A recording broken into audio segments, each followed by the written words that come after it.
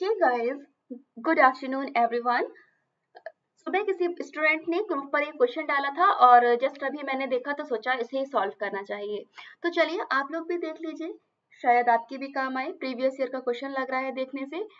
Question है, if an atom which has 2k, 8l, 18m and 2n electrons in the ground state, the total number of electron having magnetic quantum number m is equal to 0 is। तो आपको क्या बोला है कि number of electron निकालने हैं उस सब शेल के लिए जहां पर इलेक्ट्रॉन्स का मैग्नेटिक क्वांटम नंबर 0 है। तो चलिए देख लेते हैं क्या है टोटल नंबर ऑफ इलेक्ट्रॉन्स उतने। तो उसमें मैंने क्या किया है, सबसे पहले आपके सामने एक न्यूक्लियस बनाया है।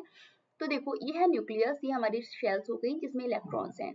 तो गाइस सबसे अंदर वाली शेल का नाम के होता है, तो हमने के कर दिया, L M N and so on, आगे आप बढ़ाते जाओगे। तो जो ये खेल है हमारी, इसमें 2 इलेक्ट्रॉन्स ऑलरेडी दिए हुए हैं, तो मैंने क्या किया कि इलेक्ट्रॉन्स लिख दिए। ओके, 2 इलेक्ट्रॉन्स लिख दिए। एल में 8 इलेक्ट्रॉन्स दिए क्वेश्चन में, इसलिए 8 लिख दिए। एम में 18 दिए हैं, 18 लिख दिए। एंड के एल एम एन, एन में हमारे 2 इलेक्ट्रॉन्स दिए, इसलिए हमने 2 लिख दिए। टोटल इलेक्ट्रॉन्स कितने हो गए हमने निकाल दिया। Total number of electron equal to 30। Get it, 2 + 8 + 18 + 2 = 30।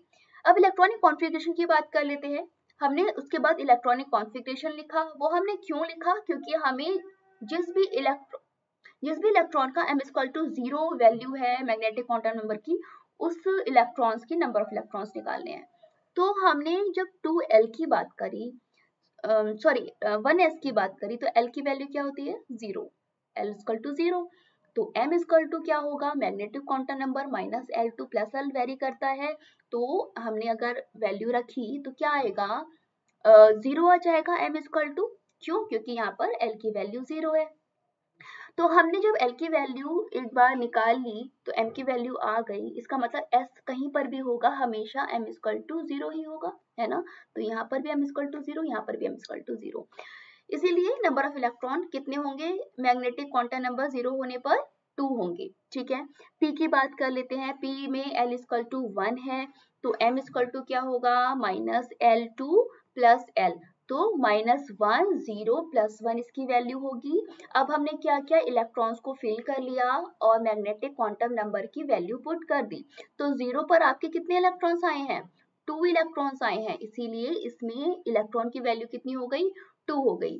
S की हम लोग पहले निकाल चुके हैं, पी की हमने यहाँ पर निकाल ली, तो इसीलिए हमने डायरेक्ट लिख दिया m = 0 और इलेक्ट्रॉन की वैल्यू 2। 2s हम लोग पहले ही निकाल चुके हैं, एक बार हमने फिर से वैसा के वैसा ही लिख लिया। और 3d अब हम निकाल लेते हैं।